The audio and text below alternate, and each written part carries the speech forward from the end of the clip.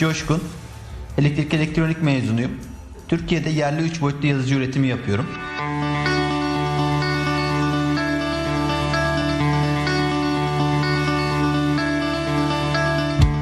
Lise çağlarında ilgi duyduğum bu 3 boyutlu yazıcıları gerçek hayatta gördükten sonra bunların üretilebilir olduğunu fark ettim ve kendim üretmek istedim.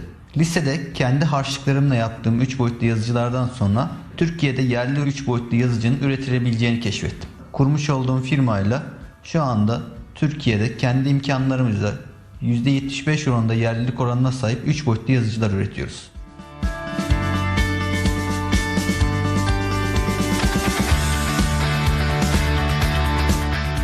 Takip ettiğim dergiler, siteler sayesinde 3 boyutlu yazıcılarla tanıştım.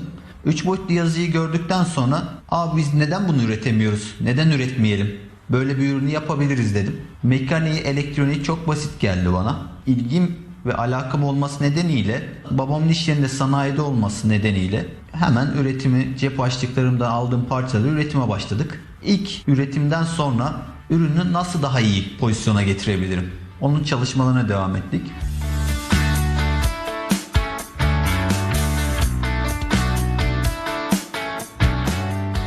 Üniversitede 3 boyutlu yazıcılar neler yapılabilir? Hangi sektörlerin ihtiyacı var? Nasıl bir ürünle piyasaya çıksak talep görür? Bunların çalışmalarını yaparken aynı zamanda ürünün geliştirmesini yaptım. Geliştirmiş olduğum ürünü üniversite döneminde seri imalata hazır duruma getirdim ve üniversite bittikten sonra KOSGEB'e başvuru yaptım. KOSGEB ileri girişimcilik destek programından beni kabul gördü. Şirketleşme kararı verdik ve bir özel üniversitede teknoloji geliştirme merkezinde ofis tuttum. Bu ofiste ilk ürünlerimizin Ar-Ge'sini, geliştirmesini, seri üretime hazırlık çalışmalarını yaptık. Bir yıl sonunda ürünlerimizi satışa hazır hale getirdik ve artık ürünlerimiz piyasada bulunabilir, satılabilir konumdaydı.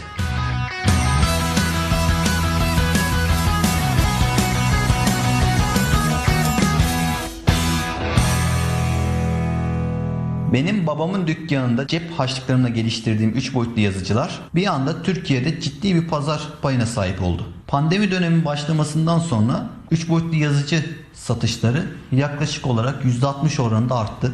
Hastanelerde siperlik maske üretimi, laringoskop üretimi taleplerinden dolayı 3 boyutlu yazıcıya Türkiye'de gitgide talep artmaya başladı. Bu sayede medyaya yansımasından dolayı sanayi kuruluşlarımız da bu yazıcılara kullanılabilir alanlarını keşfetti ve kendi ürün gamına katmaya başladılar.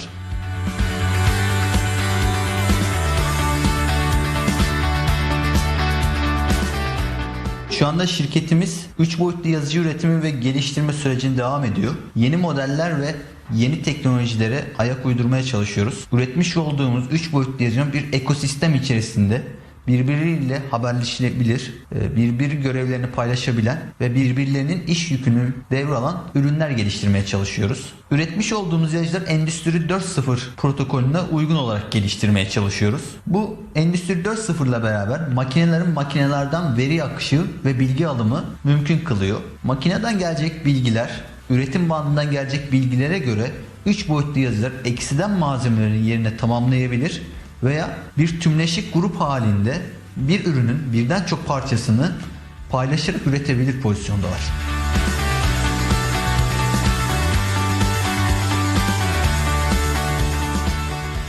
Hedeflerimiz arasında dünyaca ünlü tanınabilir bir firma olmak ve ürettiğimiz makinelerin, 3 boyutlu yazıcıların dünyaca kabul görmesi, değişik ülkelerde, değişik pazarlarda bayiler ve satış kanalları oluşturarak dünya devleri arasında yarışmak istiyoruz.